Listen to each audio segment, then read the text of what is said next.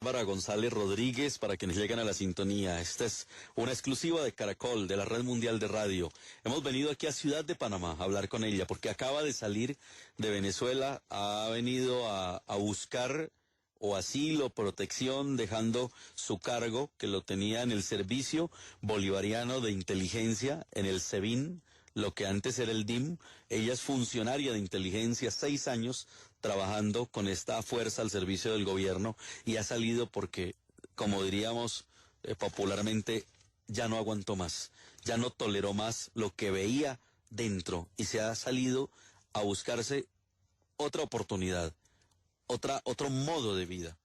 Muy seguramente lo que viene va a ser muy difícil. ¿Qué avisora usted que va a pasar ahora en Venezuela? ¿Cómo está la situación? ¿Cómo están las cosas? Mira, en cualquier momento puede reventar algo. Es lo que muchos, hasta yo de verdad, sinceramente de corazón estoy esperando. O sea, lamentablemente no estamos llamando, no estoy haciendo yo totalmente para nada un llamado a que caigamos en lo que es la venganza, lo que es la violencia, lo que es para nada. Una guerra civil. No, una guerra civil para nada, o sea, pero lamentablemente algo tiene que pasar. Algo tiene que pasar, el pueblo tiene que reaccionar, o sea, ¿cómo reaccionará? Será, no sé, o sea, que le quiten beneficio o como sea, o alguna cosa, algo tiene que pasar.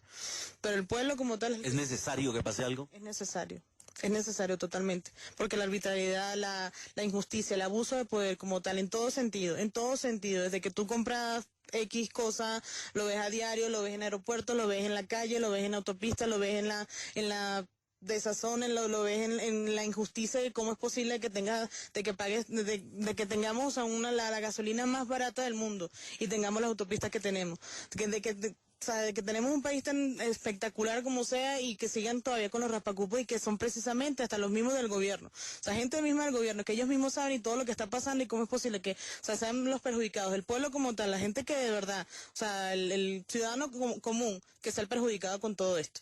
O sea, algo tiene que pasar. Hábleme de Capriles. ¿Quién es Capriles para ustedes que estaban en inteligencia militar, que estaban del gobierno y él de la oposición? ¿Quién es Capriles? Capriles es un dirigente político, pues obviamente por lo joven mucha gente se enamoró, o sea, yo sinceramente, o sea, poco tuve trato con él, o sea, no fui fanática, no fui nada de esto por lo que te digo, yo creí fue en un gobierno totalmente que era a luchar precisamente contra las clases sociales y eran las más vulnerables, que eran los pobres, pero, o sea, Capriles lo que ha hecho es luchar, o sea, también muchas veces lo veo hacia un lado de un solo sector. O sea, está sesgado. Sí, lamentablemente está hacia un solo sector porque precisamente no puede llegar a los que son los espacios más vulnerables, a los que es la gente la gente que sigue el oficialismo. O sea, lamentablemente es así, o sea, no es de llegar y permitirse conocer también a que hay otras cosas, a que puede tener una tendencia política más abierta, o sea, de que podemos tener una unión, o sea, de que puede haber una unidad como tal, como fue hace mucho tiempo, o sea, no, porque ya la gente está precisamente lo que es ciega a un solo régimen. O sea que Capriles representaría como un estrato 3, 4, 5, 6 más o menos, o ¿qué estrato representa él? Nosotros en Venezuela no manejamos estratos. Nosotros simplemente o es clase alta o es clase baja, porque ya nosotros no tenemos clase media. Y o sea, se acabó la clase media en Venezuela. Se acabó la clase media en Venezuela. O sea, o es clase alta o es clase media. Y así mismo lo dijo el dirigente, o sea, así mismo lo dijo Chávez. O sea, o es clase alta o es clase media, pero aquí no hay intermedio. Y precisamente pues eso, o sea, él ahorita lo que está es precisamente tratar de llegar a lo que es ese espacio, lo que es esa gente humilde, lo que es la gente oficialista, pero es imposible. Es imposible llegarle. ¿Ustedes en inteligencia militar de pronto le hacían seguimiento a Capriles? Sí, claro, todo el tiempo. Todo el tiempo. Desde que salía de su casa hasta que anochecía, como fuera, todos sus pasos. Por supuesto. ¿Y había algo que dijeran, a esto hay que caerle, hay que buscarle el quiebre, la caída, o el tipo actúa tan bien que no lo cogen en nada? ¿Qué pasaba con él? No, muchas veces, sobre todo, o sea, tiene también su estrategia, porque muchas veces cuando ha viajado, cuando él ha salido del país, que muchas veces, o sea, por decirlo así, es para un lado, o sea, la información es para un lado y resulta que él llega y aparece en Bogotá, aparece en otra parte, o sea, y mientras uno ya le va siguiendo y le va haciendo el seguimiento que va para una sola parte y mentira, que resulta que se fue para Estados Unidos, y así, o sea. Justamente hubo una tensión con el gobierno de Venezuela cuando recién fue elegido el presidente Santos de Colombia, y Capriles llegó allá y hubo tensión con el gobierno de Venezuela por el hecho de que lo hubiesen recibido y ya habían iniciado los diálogos de paz en Cuba, tanto que se llegó a pensar que esa situación podría darle un nivel de tensión a la relación de nuevo entre Colombia y Venezuela.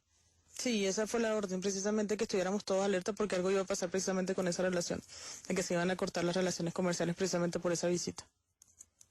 Usted estaba cuando Chávez, esa vez, que es muy famoso ese momento, ordenó a uno de los generales movilizar todos los tanques a la frontera y todo eso, ¿estaba en esa época? Sí, sí, claro.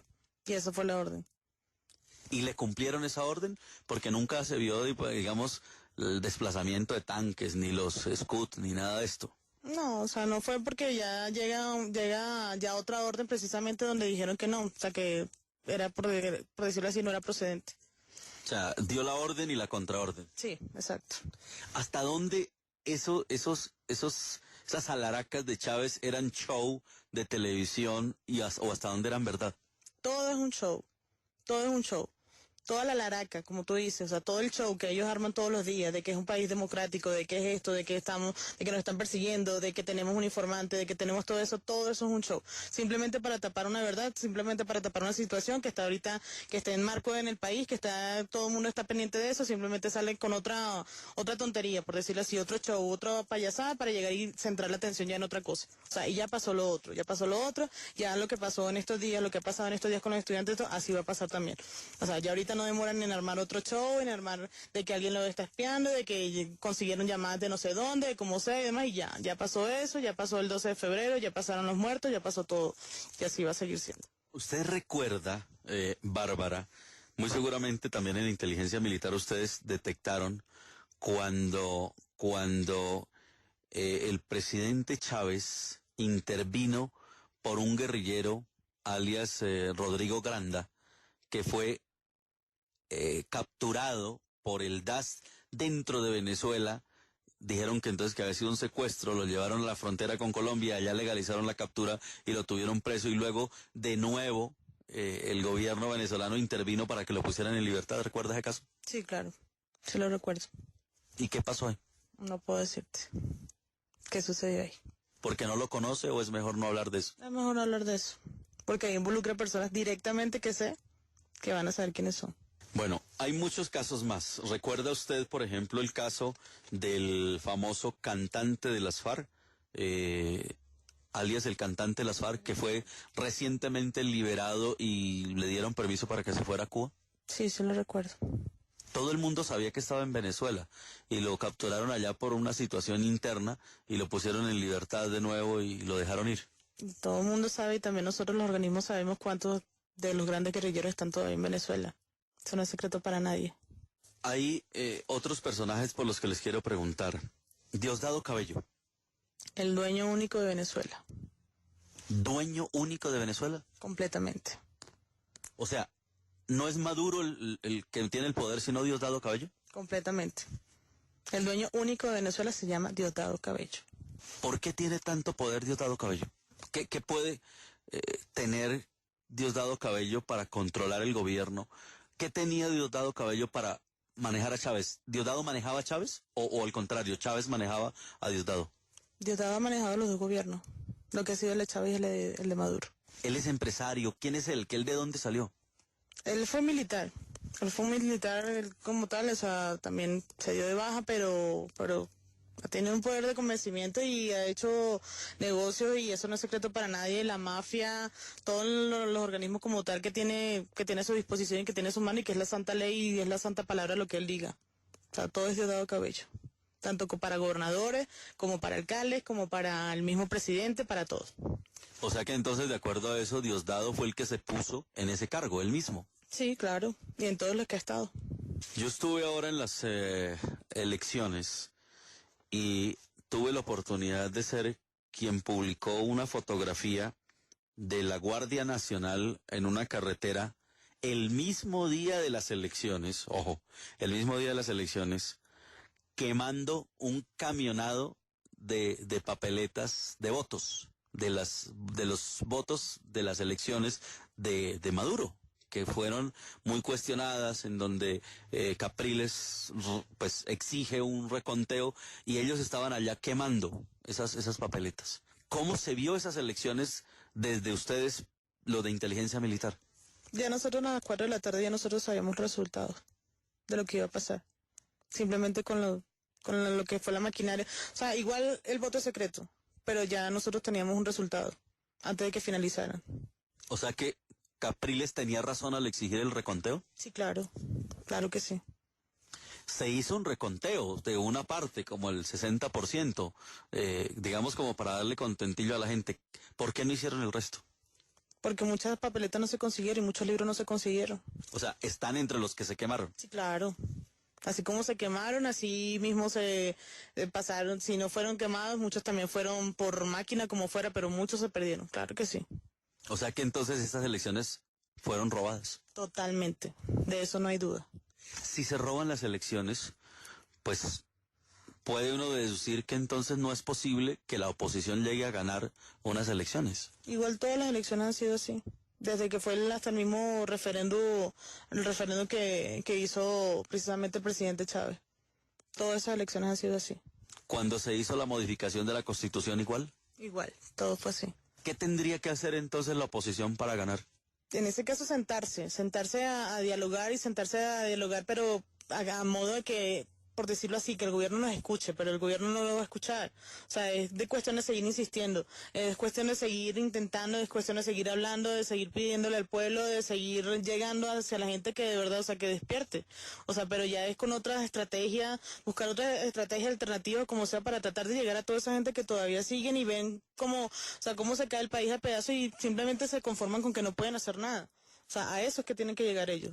O sea, un líder de verdad, bien sea una mujer, que ojalá y sea una mujer, porque también lo que quisiéramos es que ojalá fuera una mujer que de verdad tuviera los pantalones, porque si ya se ve que Capriles llega a un mismo discurso, de que es simplemente de que yo sí soy, pero no soy, pero sí te ayudo, pero no te ayudo, pero entonces lleguemos, pero no lleguemos, o sea, no es una cuestión decidida, una persona que llegue de verdad tajante, que diga esto es así, y que se pare tanto como se han parado en el Congreso, como se han parado en otras partes, a llegar y delegar de verdad una función, que en ese caso la unidad de Venezuela. ¿Qué otro personaje hay al paralelo de Diosdado Cabello? Otro que tenga también algún poder similar, que controle instituciones y que no sea conocido, pero que se sabe allá internamente en Venezuela que tiene poder. No, en ese momento lo que siempre fue la orden fue Diosdado Cabello. Era santa palabra. Yo tuve la oportunidad de conocer a otro personaje que era Rodríguez Chacín, un hombre que se veía con muchísimo poder al lado de Chávez, que era el que le hablaba al oído a Chávez, que era el que primero no tenía una contratación, no era funcionario legalmente, pero estaba todo el tiempo ahí y se veía que se hacía lo que él decía. ¿Qué pasó con él?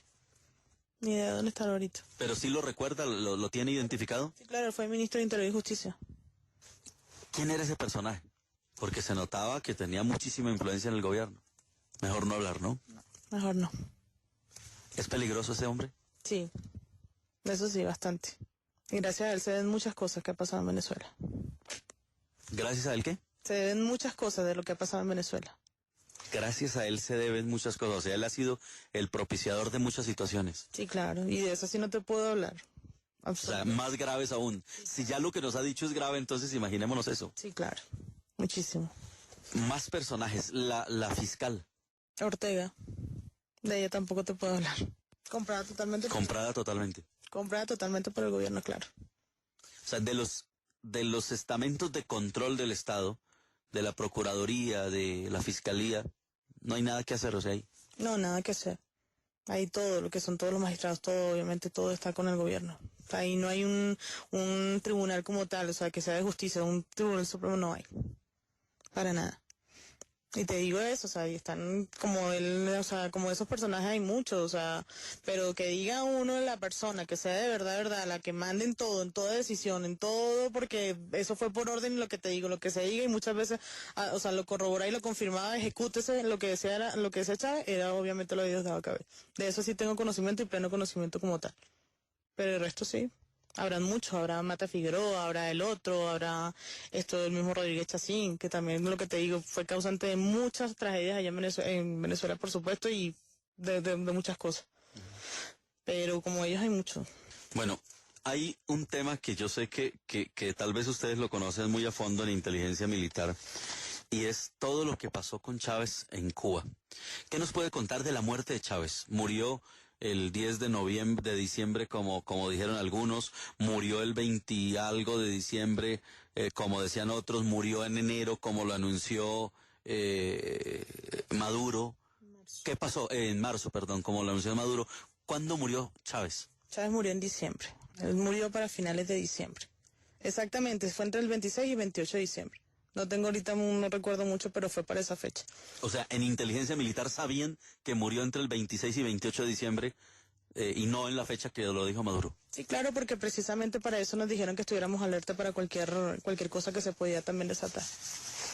Que se pudiera desatar porque se podía, por decirlo así, escapar la información, aunque eso fue secreto de Estado total, pero sí fue para esa fecha de diciembre. ¿Por qué ocultar una fecha que no era trascendente? Pues ya todo el mundo sabía que estaba grave, que estaba con cáncer, etcétera. ¿Por qué ocultarlo? ¿Qué había detrás de eso?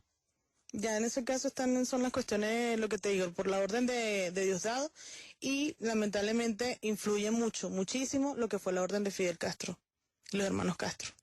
Ya lo que ellos dijeron también para cuándo se daba esa fecha, pero no se podía decir en ese momento, precisamente por todo, o sea, necesitaban que precisamente Maduro agarrara confianza, por decirlo así, bueno, palabras coloquiales, agarrara confianza más en el poder, más al pueblo, más ganárselo, hasta que lanzaran como tal ya lo que fue ya para marzo. Pero sí. O sea que entonces sí es verdad que las resoluciones que sacó Maduro en enero son con una firma falsa, porque él le hizo creer al pueblo venezolano que Chávez había firmado resoluciones de gobierno que solamente son de facultad del presidente. En febrero salieron otras resoluciones, aprobación incluso de estatutos del presidente y acuerdos, y los leyeron y mostraban la firma de él. O sea que todo eso es falso. Totalmente falso, y nosotros lo pudimos verificar. Nosotros lo verificamos y eso es totalmente falso. Pero Chávez murió en el mes de diciembre. ¿Qué pasaba al interior de la fuerza de ustedes de inteligencia saber todo eso que estaba ocurriendo y cómo manipularon la figura de Chávez, la muerte de Chávez? Bajo amenaza porque nadie, absolutamente nadie, o sea, muchas veces hasta, pues, para nosotros no nos hicieron firmar nada, pero escuchábamos hasta de muchos compañeros de que se sabía ya lo que había pasado y hasta le hicieron firmar cuestiones de confidencialidad y certificado de confidencialidad de que no se podía, de que no se podía dar esa noticia por nada del mundo. Por nada del mundo. O sea, por parte de los organismos no podía salir nada de eso.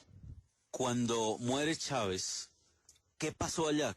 ¿Cómo manejaron, digamos, el ritual de que se muere? ¿Le hicieron en Cuba un ritual de duelo? ¿Se callaron, empezaron a procesar el cadáver? ¿Qué hicieron? ¿Qué saben ustedes? ¿Qué pasó? Lo único que sabemos nosotros es que el cadáver llegó a la madrugada.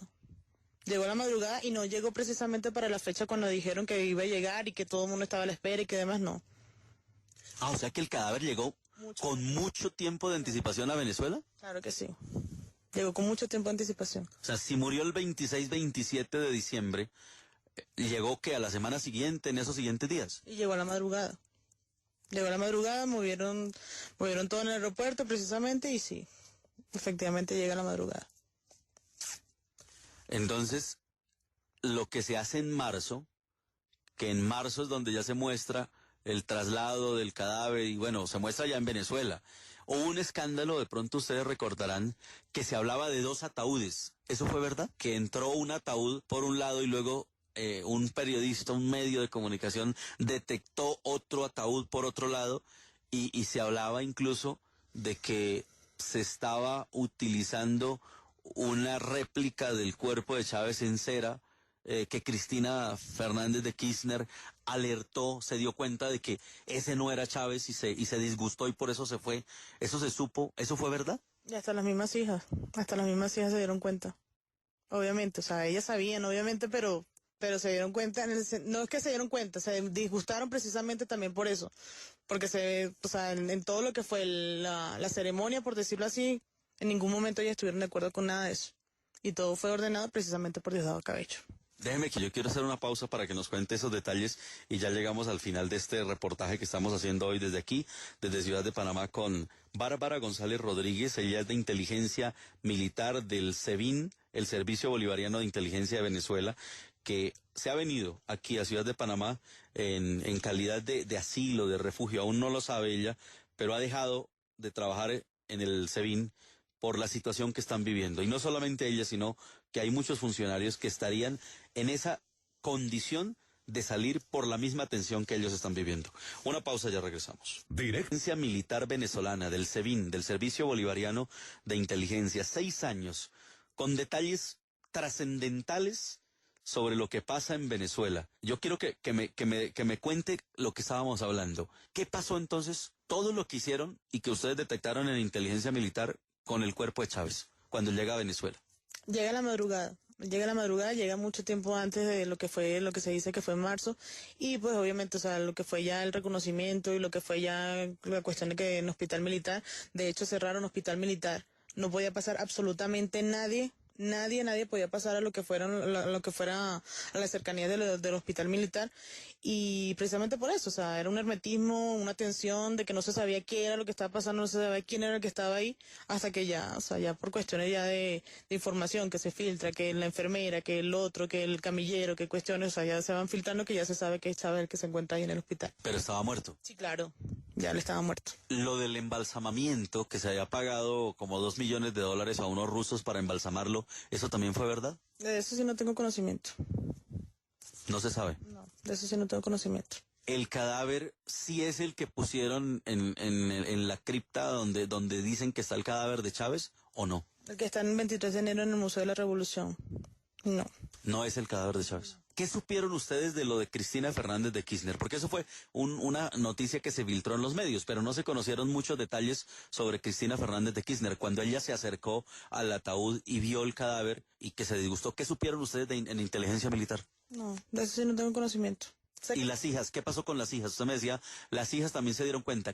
Descríbame un poco eso. ¿Qué conocieron ustedes? No es que se dieron cuenta, sino que ellas simplemente se molestaron porque obviamente la orden era eso, o sea, la orden por parte de lo que fue Diosdado, lo que fue ella tomada hasta por el mismo Maduro, era eso, o sea, era esa persona la que tenía que ellos, por decirlo así, estar ahí y llorar y no se ve el dolor ni nada, precisamente porque no es Chávez el que está ahí. O sea, Chávez no está ahí, o sea, un cuerpo como tal, o sea, todo el tiempo que estuvo, o sea, ni porque fuera por decirlo así, la persona más a las temperaturas que pueda soportar, una caravana como la que estaba, en el calor que estaba en Caracas, o sea, ¿en qué cabeza cae que pueda soportar todo eso y que simplemente sin descomponerse, por muy momificado que esté y por muy que se hayan pagado todos los millones que se hayan pagado para hacer la momificación? El embalsamiento, o sea, eso no resiste las temperaturas y el calor y el fogueo en el que estaba la gente y demás para tocar a su ídolo, por decirlo así, o sea, ¿en qué cabeza cabe eso? O sea, pero simplemente lo que le hacen creer al pueblo, lo que les conviene que haga, lo que quiera creer el pueblo. O sea que entonces sí velaron un cadáver de cera. Sí, totalmente. O sea, ese no era Chávez. Hay otra situación que también trascendió mucho en España, que bueno, no sé la fuente realmente, no conozco la fuente, pero recuerdo muy bien cuando Chávez le habla al pueblo diciéndole que si le pasa algo, que voten por Maduro.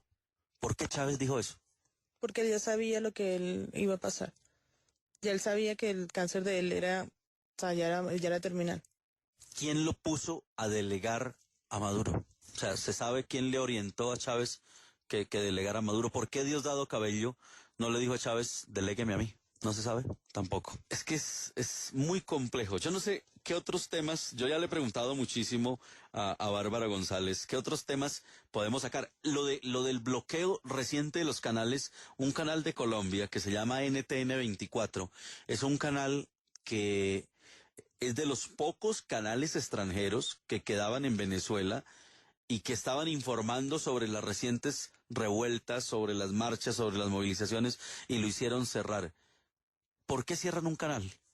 Porque no quieren precisamente que se vea lo que está pasando en realidad, porque para ellos eso es una prensa amarillista. Aparte de que después de que se aprobó la ley resorte, la ley de la resolución sobre los medios de comunicación de televisión y radio como tal, o sea, no pueden pasar todas esas cosas que puedan crear, por decirlo así, traumatismo en la mentalidad, en la psicología como tal del pueblo. O sea, y todo es amarillismo para ellos.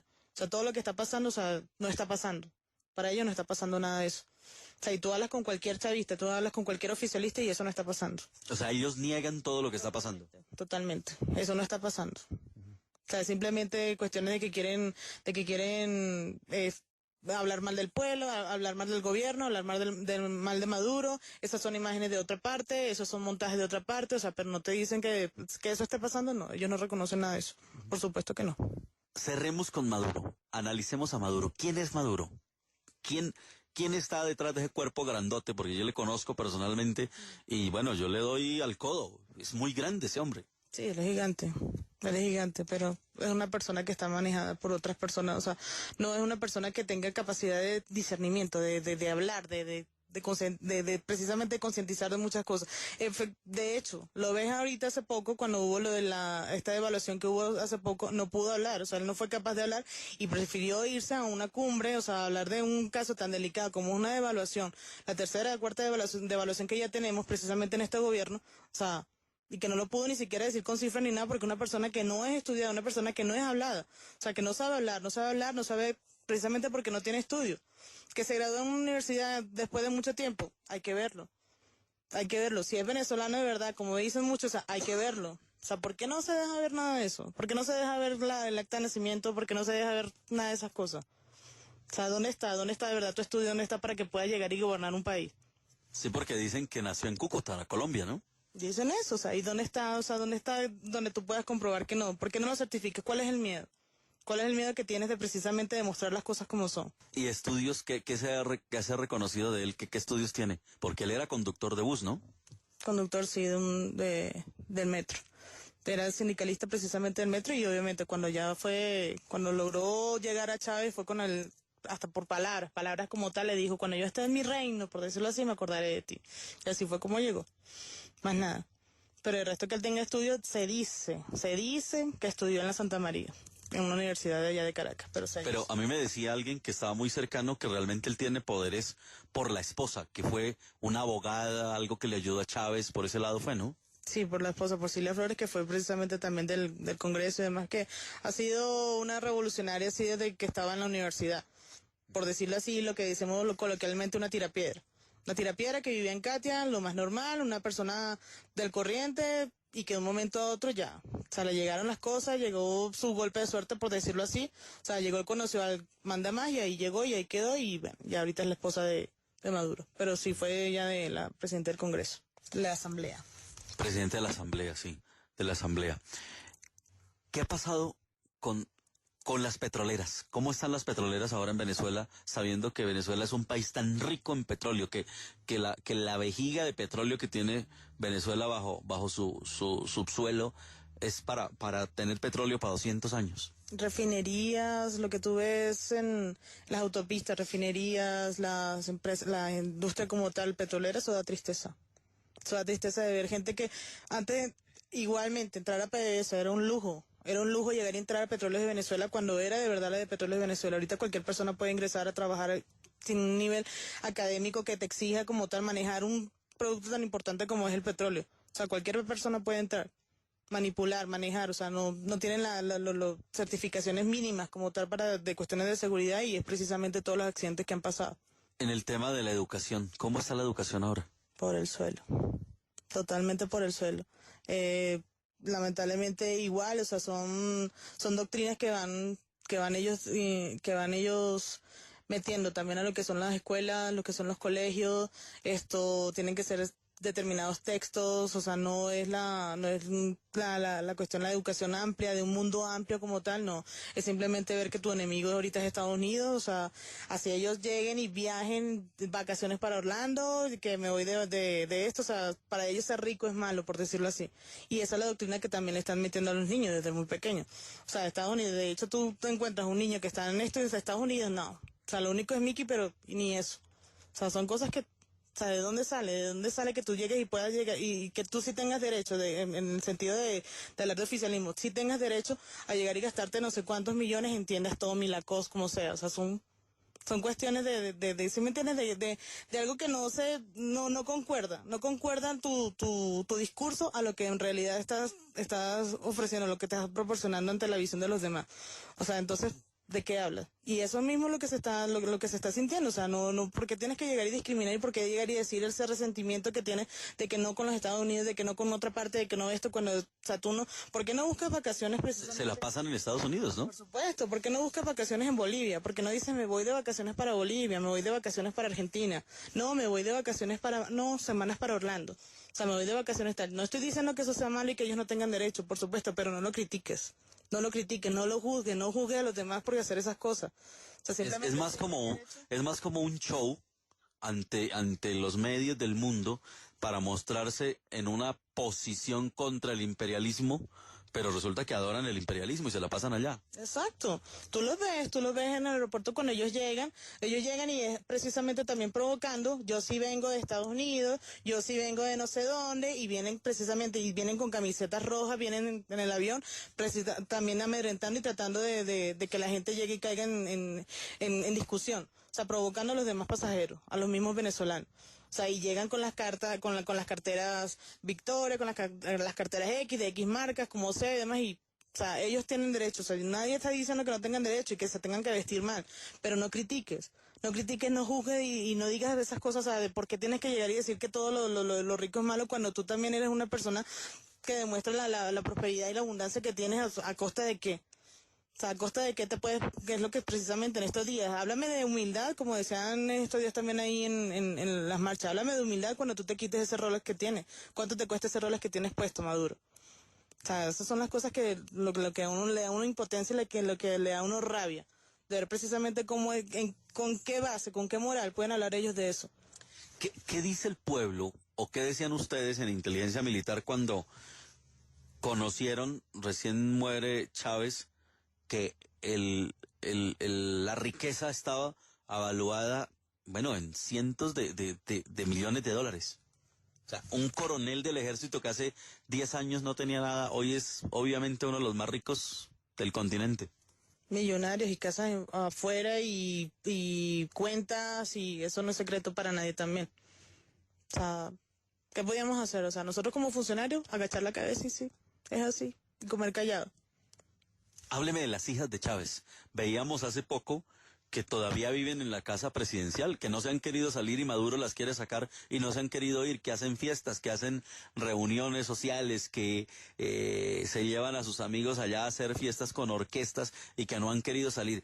¿Qué conocían ustedes de las hijas de Chávez? ¿Cómo era el rol de vida de las hijas de Chávez? De mucha abundancia, de las que tienen derecho precisamente a tener los dólares que quieran, de que pueden de que pueden ir a un concierto de Madonna las veces que quieran, o sea, si lo quiero ver por todo el mundo lo puedo ir a ver, o sea, eso no es secreto para nadie tampoco, la abundancia y con los lujos con los que ellas viven, o sea, total. Yo tuve la oportunidad de estar en el 2004 en Libia, en la cumbre mundial islámica, cuando Muammar al-Gaddafi, le dio el premio de paz a Chávez. Yo estuve en esa ceremonia porque fui invitado allí y estuve en ese acto, hice imágenes en video y todo esto de esa ceremonia. ¿Cómo veían ustedes la relación de Chávez con Gaddafi? Que obviamente no podía dárselo a otra persona, porque si no, papá Chávez obviamente no me iba a seguir dando el petróleo que me está dando. Y como ese país, muchísimos más. Que obviamente lo ven como el dios, como el ídolo, como lo que fue. No se puede negar que fue un gran líder americano, por supuesto que sí. Porque si se dio a conocer América Latina, Suramérica como tal, fue gracias a él, eso no se puede negar. Eso no es secreto para nadie tampoco, como te digo. Sí, el Chávez tenía muchísimo carisma, que no lo tiene Maduro. Exactamente. Y esto queda hasta ahí, o sea, él queda hasta ahí, o sea, ya esto que ya salga a conocerse a Venezuela por otras cosas, por deporte, por muchas cosas. Por las reinas, por la belleza de las mujeres. Por la belleza de las mujeres, como sea, totalmente diferente, pero que ya sea por otras cuestiones, ya políticas, de acuerdos o con esto, no. Ya como eso, como tal, quedó hasta ahí. ¿Ustedes no veían malsana esa relación Chávez-Gaddafi? Para la gente que sabe, sí, pero para el pueblo como tal, o sea, Gaddafi otro presidente de algún otro país. Con el régimen de Irán. También, otro presidente de algún otro país. Pero obviamente las personas que sí saben, las personas que sí conocemos, que veíamos precisamente cómo se paseaba el señor las veces, porque llegaba y que nadie sabía y llegaba con gente y demás, las veces que llegaba al aeropuerto de Maiquetía, por supuesto. O sea, no eran las visitas como tal, visitas oficiales, no, llegaba en cualquier momento. O sea, llegaba en cualquier momento muchísimas veces y no fueron las 3 o 4 que se mostraron en televisión de que el presidente iraní venía a Venezuela a ver a Chávez. No. Lo digo por experiencia propia. Por experiencia propia estábamos esperando precisamente que llegara otro funcionario, otra persona de alto mando de alguna otra parte y llegó y pasó el señor así como si nada, una tarde cualquiera, un martes cualquiera, en el vuelo de la aerolínea que viene de Alemania, llegó normal, o sea, X, como si nada. De Alemania no, perdón, venía en el vuelo de Iran Air, que en ese tiempo llegaba. Llegaba como si nada. O sea, las personas que conocíamos y que sabíamos quiénes eran, porque hay mucha ignorancia también, obviamente, en todo esto, en todos estos funcionarios, en todos estos organismos también, hasta los mismos compañeros que lo puedo decir, obviamente, los que sí conocíamos sabíamos, este no es el presidente de Irán, o sea, pasa así como si nada. Y no fue tan oficial, no fue la alfombra roja que llegaba, ¿qué tal? No, llegaba como si nada.